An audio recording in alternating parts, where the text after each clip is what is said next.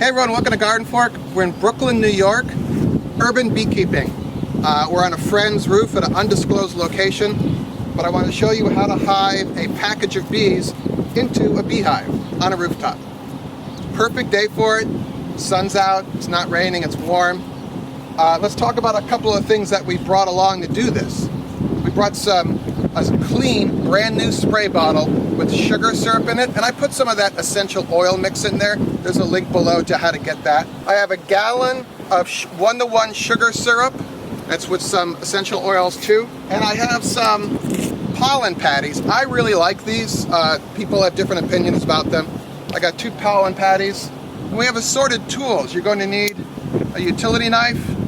You're going to need some sort of pliers, and your hive tool, and a marshmallow. My friend Brian is here. He's going to be helping. Are you ready, sir? Yeah. The bees are in the package. We're going to spray them with sugar, and that gets them kind of sticky and gooey, but it gets them a little drunk on sugar water as well. So it'll calm them down, and they'll be kind of like all stuck together, so they'll be less likely to get excited about us moving them around, basically. That was your drunken bee imitation? Yeah. Don't do that on a roof. So we'll just spray the sides, Brian. Okay. Gently. I smell the essential oil. Yeah, it smells nice. Really nice. Okay. Yeah, you're really going to just soak the heck out of it.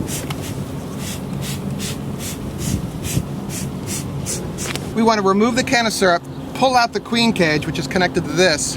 So I don't have a piece of wood, so we're going to use a pollen patty for what we're going to do next, okay? Okay. Now, they're going to get a little agitated here, but I'm going to do this. Why? It drops them to the bottom. It did. Okay, ready, Brian? Mm-hmm. Okay, first we're going to have to... Hold on, I got to get this moving. Okay. All right, it's happening. Ooh, It's okay. Ignore it. I will. Oh, sorry, careful. sorry. Gentle. Okay. All right. Gentle. They're very gentle girls. All right, so now this is our queen cage, Hello, Queen. and they're flying all over the place. This is our can of food, and we've covered the top here. And just give it a moment, because when they move out of the way, you'll see her. There she is. Hello. There she is. She's a completely different shape. Right, so we're going to take out that little cork, but we have to make sure she doesn't come out. So this is a little tricky, okay? This is going to be hard to show on camera, but go. All right, that was kind of hard to show. They saw a lot of rubbered hands. So I removed the cork and we put in a piece of marshmallow. It's kind of hard to show on camera. The idea of this is that the worker bees will now chew through that marshmallow and release the queen over a couple of days. And then her pheromone will permeate the hive and everyone will want to be happy and stay with the queen. So our queen is in the cage. I'm going to put her in between the middle combs. This is already drawn comb that I have. Why do you want it in the middle? Is it just centrally located is best? Yeah, you want it in the brood nest. You want the queen to be in the super where you're going to want the eggs laid. I'm just going to clean off this comb. Is that natural comb? That's natural comb that they made. It's very white.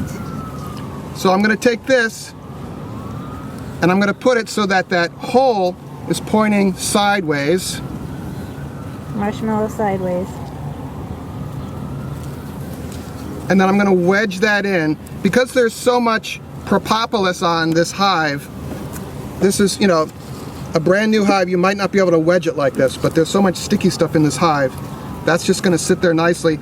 They're going to chew that open and release her. So you don't have to have any hooks or anything on the side to keep that from falling down? You can take the metal, go over like that. Hook created. So now I've got an empty super. I'm going to put that on here like this. All right, so our queen is out. You mean she's in her cage, but she's down Right, there? the cage has been put in the hive, and now I'm just going to pry open the side. This is how I do it. Other people do it differently. This is sort of the action-packed part.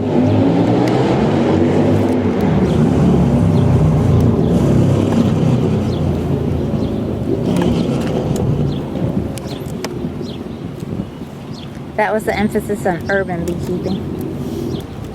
So I really like to avoid shaking the box of bees, you know, especially when the queen is in there in her queen cage, because if the queen is damaged in any way, the bees will reject her.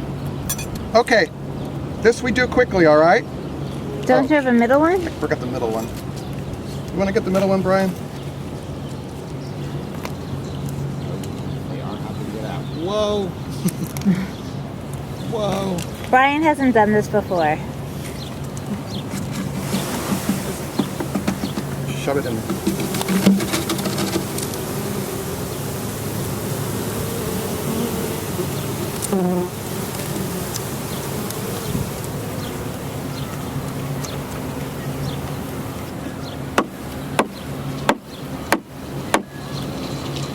That's upsetting them or not? Yeah, this will, but it gets them out of the box. And you see, that's fairly clean. I mean, there are different ways to do this. This isn't the most elegant, but it's better than turning it upside down and shaking the heck out of them to get them out of this little hole here. And screaming. Don't scream. Yeah. You want to treat them with great respect. All right, so we're gonna take this. There's a couple ways. You could put this in the hive. I like to just leave it out front and these bees will fly into the hive. They'll find her? Yep. Do you need an ice cream?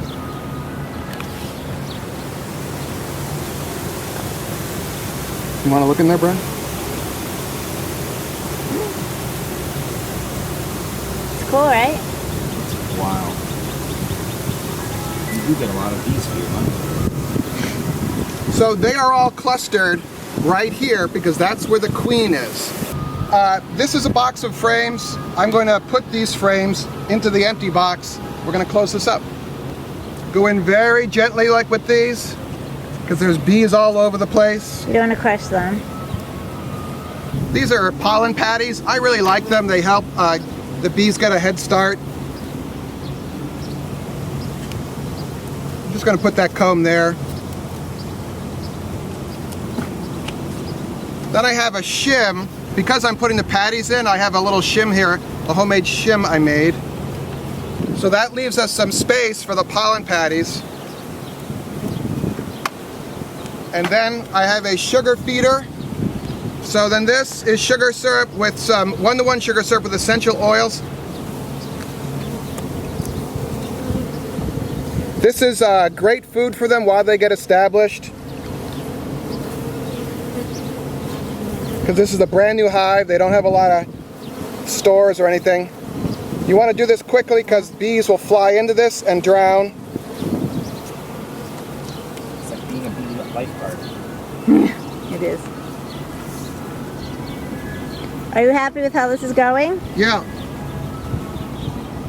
And this is registered with the city and everything, right? right.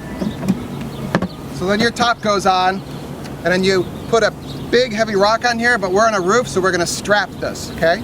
It's windy on top of a rooftop, windier than you think. You don't want your hive falling over, and we've strapped the hive stand to the chimney. Okay, we've put an entrance reducer at the smallest hole because this hive is very weak. It needs to be able to defend itself against other bees, other colonies. So the bees are already learning that this is their entrance. They're flying in here. So once they're stronger, you can remove that so they have more access in there. But right now, that means they only have that one area to protect, right? Right. So there you go. That's part of our beginning beekeeping on GardenFork, our DIY living show. We have cooking, gardening, home improvement, cool stuff like this. We put out shows every week. You want to hit the subscribe button and you can watch us. And even better, get our email newsletter. There's a link in the show notes below here to our site to sign up for our email newsletter. Questions or comments below. Make it a great day. Hope you keep some bees.